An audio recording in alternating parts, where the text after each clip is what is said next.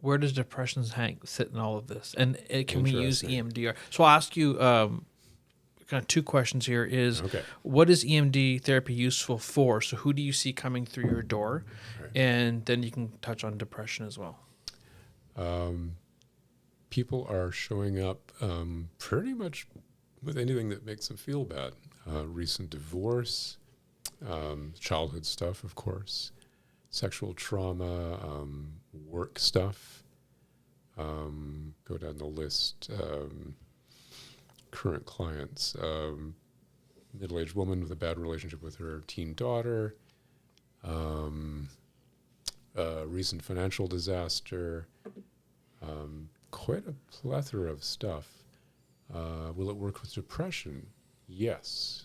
In that, I haven't come across a person with depression yet. Can you tell me in your words what depression is? Like, so in my head, I figured out, okay, there's trauma. From the trauma, there is remaining PTSD that's from the trauma often. And then when I heard this gentleman speaking today, who is from UBC in psychology, he just said that depression can kind of just show up in your life after.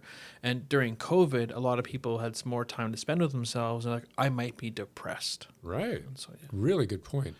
Depression, I mentioned the DSM, the Diagnostic and Statistical Manual of Psychiatric Disorders earlier.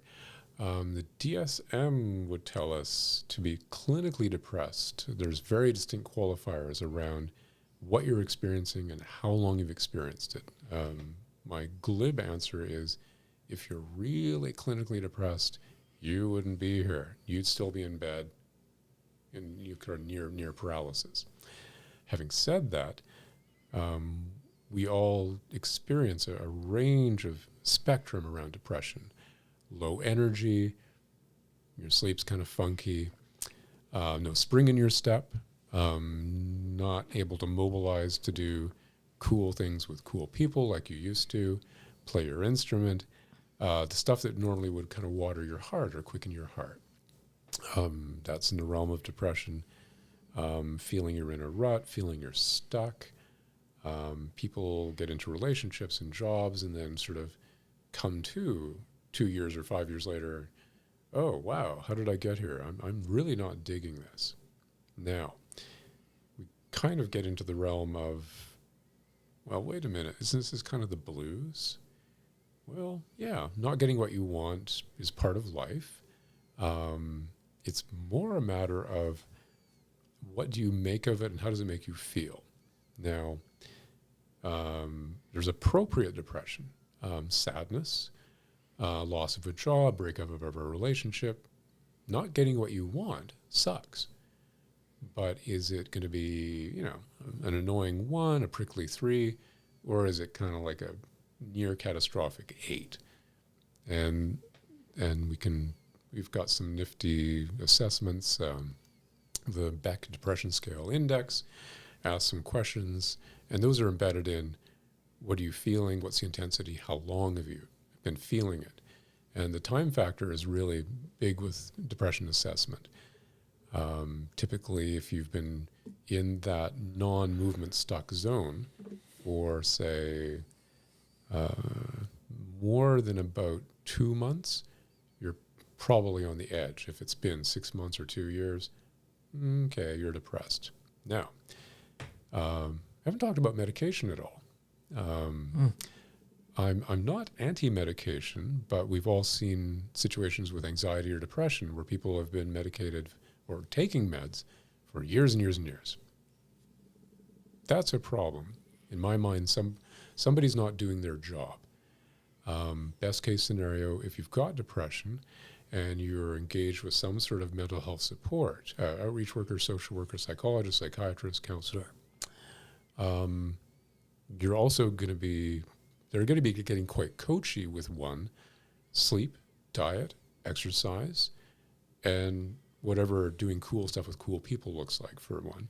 And doing all of that will shift depression, typically. If that's not doing it, something else is happening. So this is a very roundabout way of getting to EMDR. Depression, ask anybody with depression, what do they believe about themselves? What are their feelings? And there's going to be something negative. There's going to be a negative belief there. What would you prefer to believe about yourself? Oh, I'm good at this. I love me. And you can create an image of, sometimes there is something specific that made you feel depressed, an event, a person, place, or a thing. Or you can also create an image around what does depression look like. And I've done a fair bit of this, and it's usually something dark, morose, and heavy. And focus on that, move your eyes, and be in the room with those beliefs and the feelings. Stuff always comes out. Memories, places in one's life where it didn't have volition or control. Messages about worth. You can have a lot of capacity, a lot of intelligence, and a lot of resources. But if you got the core message growing up that you're never going to amount to nothing, that's a small t trauma. But if it's extrapolated from age 4 to 17, that's going to be pretty hard to shake off. And that's really subtle. And so depression is always a tricky one. My position with depression is, even with the EMDR, the only real response for depression is you have to get off the couch or the bed, put on your pants, and go out your front door, even if it's just down the hall. Rinse, repeat. It requires mobility, mobilized action. You got to do it.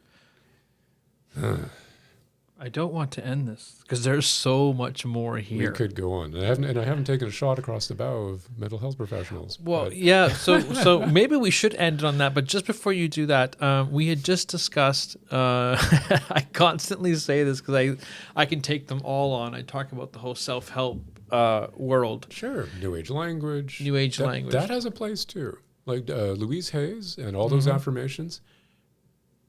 If you're thinking peace and love to humanity in a cyclic way, that's way better than everything sucks. Everything sucks. Well, let me touch on this now. I think I can kind of put my hat in here now and start talking like an expert here. Is that the challenge with the self-help is it's a great idea in that sense. Absolutely. But the idea of putting the affirmation up, let me take a step back. I read, my go-to guy is a guy by the name of Neville Goddard. And Neville in the 1920s, 30s, just prior to him, there's another guy named Émile Coué. Oh my. He was a French pharmacist, and he was curing his patients by using a seance, a word over and over again, a statement. It was every day and every way I'm getting better and better. Classic. And yeah.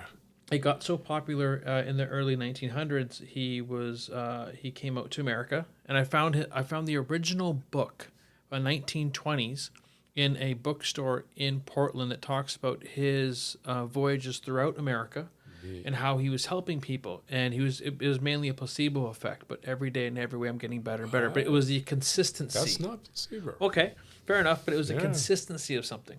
Neville Goddard talks about feeling is a secret, that our lives are a reflection of the consistency of our feelings. So with that said, going towards narrative therapy, I'm going to have a consistency of saying my affirmations every day. But with the affirmation, I'm going to give myself some time to feel myself in the position and create an image in my mind. Here's the challenge, is I understand that, and doing the work is not pretty. You have to do it every single day. It's a Monday to Sunday thing. It's a practice. It's a practice. The practice doesn't get put in. The cooler part is Sunday night, I got my green tea, I'm going to put my pictures up, I'm going to say my affirmations. But it's a consistency of what you did from Monday to Saturday that's going to change your life. And that's the part where, because it can't be that all these self-help books out there that we may have on our shelves, but your life is exactly the same. Something's missing. The work's not being done. One of my favorite words in all this process is continuity. No matter what you do, at the end of the day, changing habits. James Clear, Atomic Habits, more recent book. I have the book there. Hello, Dolly. Okay. Yeah. Start small. You want to mess up somebody's head, get them to brush their teeth or shave or comb their hair with their non-dominant hand. Bonus points for brushing your teeth with your non-dominant hand in the opposite direction you usually stand in your bathroom. All journeys begin with something weird. So the continuity of just implanting the tonality of the words every day in every way, better person, that's beautiful. That's got to feel good. And as much as there is a certain triteness to the New Age, naivety gets thrown out too. But they are all getting it right. They're all on the right path, absolutely. And we can get distracted, though, because we don't uptake one and run with it and see the effect. It's too easy to go to Banyan Books or wherever and go with the flavor of the month. And it's not so much doing it, it's getting the right book. That's part of it, too. But anything that is a novel riposte to the negative thought or the behavior is a huge shift in habit. And if you do that for, say, a year or 3, you will be a different person. Okay, with that said, if we're going to do, that's a big if, is also the other aspect of the self-help is, and I'll use myself as an example, was I also smothering the feelings and not feeling the feelings because I just want to move away. I didn't want to deal with it. I don't want to deal with the trauma, but I'd rather do the affirmations and so on.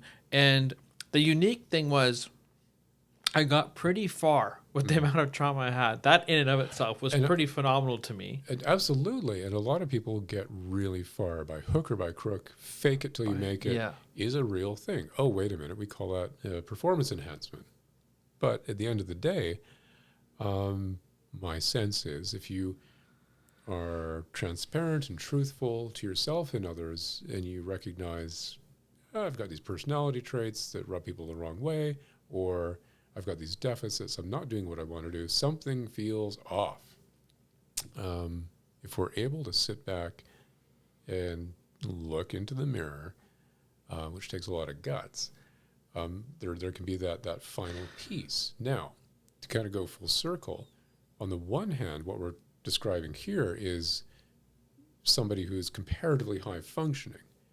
And one of my objectives, having worked with, it always sounds awful to toss out these terms, but we have to use relative terms, working with a very challenged population, downtown East Side, 6,000 HIV positive injection drug users and all the layers of services and everything else.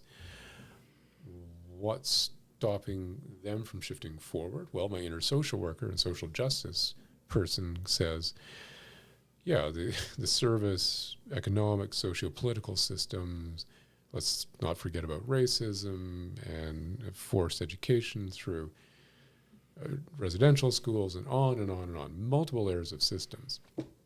What's the first order of business? Deal with the trauma.